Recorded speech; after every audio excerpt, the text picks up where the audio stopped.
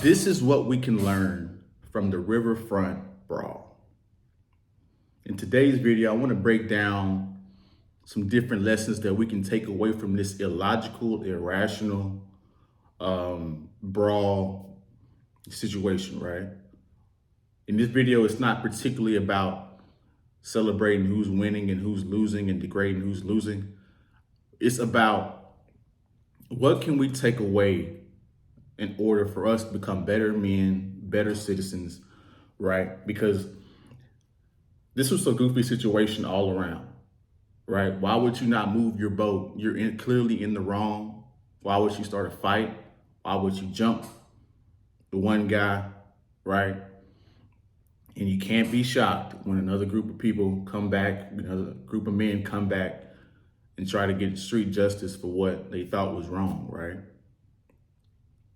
It was just completely idiotic on all levels, right? So before we get too far into the video, like the video, comment your thoughts about the RiverFront Brawl and your own thoughts. If you like me and you like my content, please consider subscribing. If you guys want to contribute to the show, all the ways you can do that are in the description below. So what can we take away from and learn from this whole situation, right? So we're going to start with the white man, right? First of all, they're drunk. It's clear as day. They're drunk, right? And once you're drunk, you make illogical decisions, which brings me to the first point. You displayed a horrible representation of your family and what you stand for.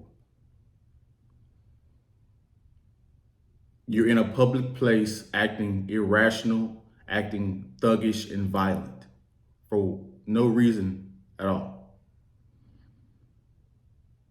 When you guys get your families and you guys go boating or do whatever you do, you go hunting, when you're out in public, when you're not on your own land, when you're not on your own property, when you're out in public, you cannot display yourself in a drunk way. If you guys are Christian or believe in the Bible, drunkenness is a sin. You guys do not display low-class behavior like that in public. It makes you and what you stand for look idiotic, right? So one thing leads to another. The security cop tries to tell him to move the boat multiple times. Nobody's listening. Nobody wants to do anything about it. So one of the white guys pushes the cop. And then from there on, it starts a fight, right? Now, as a man, you're supposed to pick and choose your battles wisely. Was it worth it to get into a fight when you could have just moved your boat, which would have took maybe 5 to 10 minutes? You were holding up a whole other boat of passengers, full of passengers trying to get off and get to their destinations, right? You're killing their time. You're killing money because there's other passengers that are trying to get off and get onto that boat. Was it worth it to get into that altercation because of this? Absolutely not. And this is why I say you have to pick and choose your battles wisely, right? Because once you guys get to fighting, all rules go out of the window, right? They jumped the cop. It was literally like 1-on-6, right? The women were even getting involved, hitting them, right? Then the other guys come along to get some revenge, and they took it further, right? They took it to a whole nother level. They had weapons and chairs. So you jump the guy, and then they come back, and then they jump you. And they're beating the hell out of y'all. Like, this is legit. Like, if you guys go back and look at the fighting footage and analyze the fighting, those guys could actually fight and box. And so they were connecting on their punches. And this is the other thing that you guys have to realize when you're with your family and you have women around. You have to be ultra sensitive to what battles you pick and choose to fight, right? Because whenever those other men came back to get the revenge, they were decking everybody. I'm talking about the old ladies. I'm talking about the wife. I'm talking about the sister, the daughters. Everybody was getting decked, right? Everybody got punched in the face. One lady got thrown in the river. The older lady got hit in the head with the chair. One of the younger ladies got hit in the face. This is what happens when you make illogical decisions and you put you and your family at risk because you didn't want to move a boat 50 yards.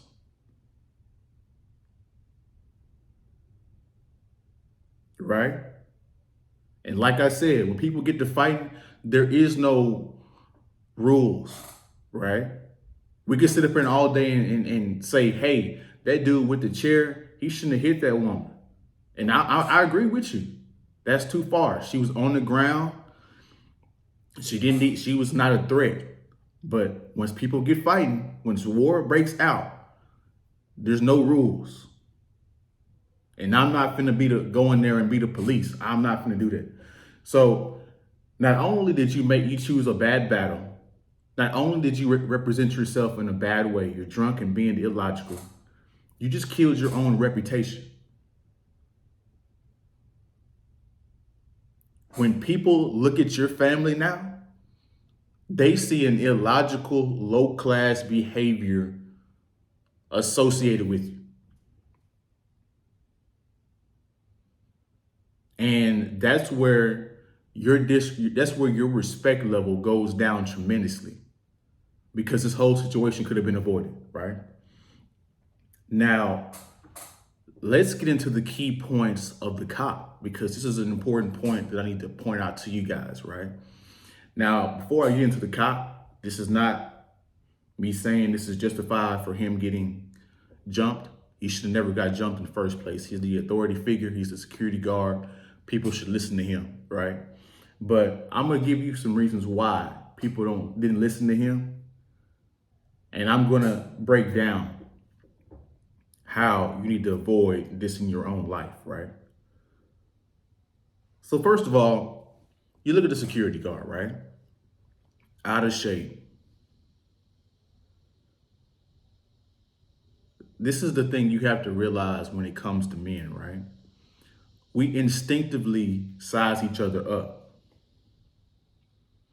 And the reason we size each other up is because we're trying to see if something broke out, could I beat this guy up or could he beat me up? How should I handle the situation? It's an evolutionary thing that we've developed as men, right? So just off the rip, he's out of shape, he's overweight. They feel like they can take this guy.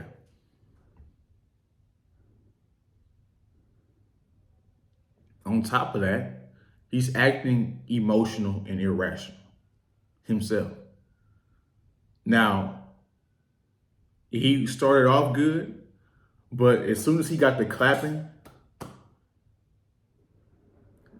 the syllables like black people do, that was emotional.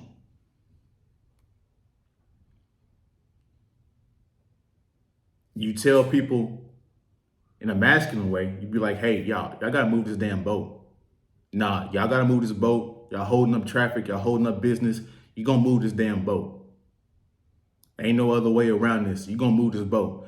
But see, he wasn't, you could tell he wasn't handling that situation like that because each man kept coming around doing something goofy, right?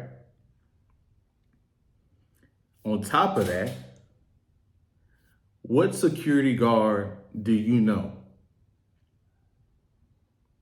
that doesn't have a strap on him?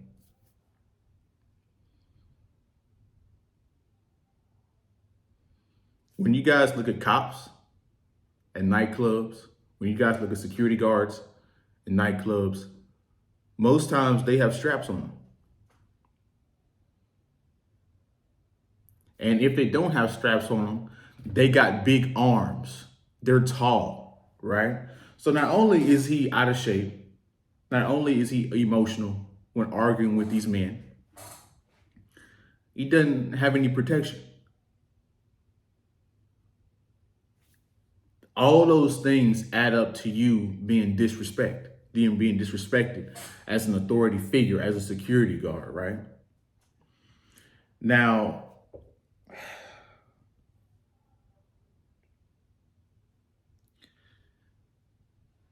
on a lighter note, and I need you guys to comment your thoughts on this, right? Why the hell with this damn cop? Like, what the fuck is up with the hat, bro? If I'm not mistaken, he took the hat and then turned it back like he was finna get busy. And then after that, after he got pushed, he gonna chunk the hat in the air?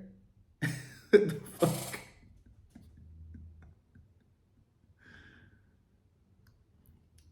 This adds up to all the disrespect I'm talking about. If somebody pushes you and it's time to fight and fight, if it's time to fight, and you got a hat on, are you gonna chunk the hat off? Or are you gonna instinctively you gonna punch somebody? And then on top of that, when the dudes came up to help him and got the people off of him, he gonna try to dip off, and then he gonna fall again, bruh. Come on, bruh. Damn, bruh.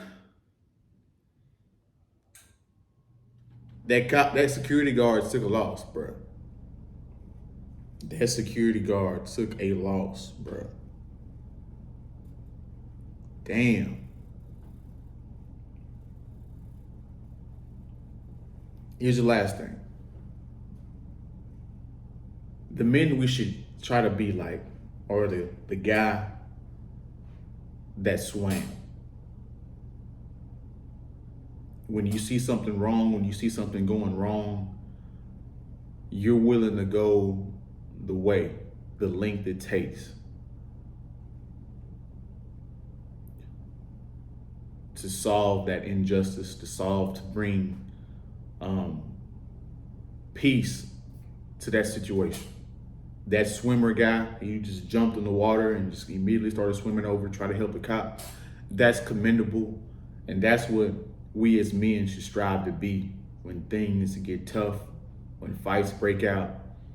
That's a display of courage and bravery.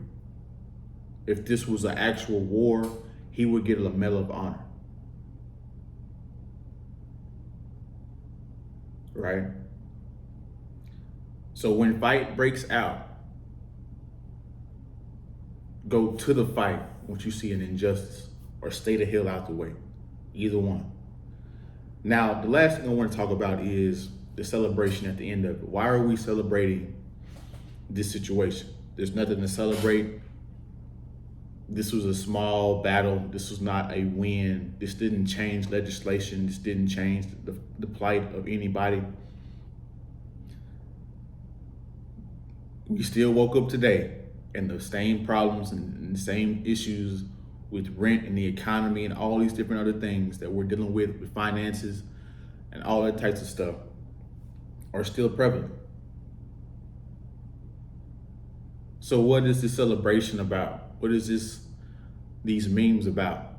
Like, this is just a situation that was goofy as hell, that turned violent. It could have been a way worse, but luckily it wasn't.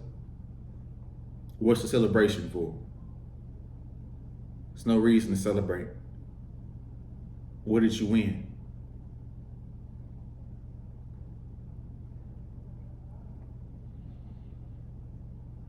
I want you guys to comment your thoughts below.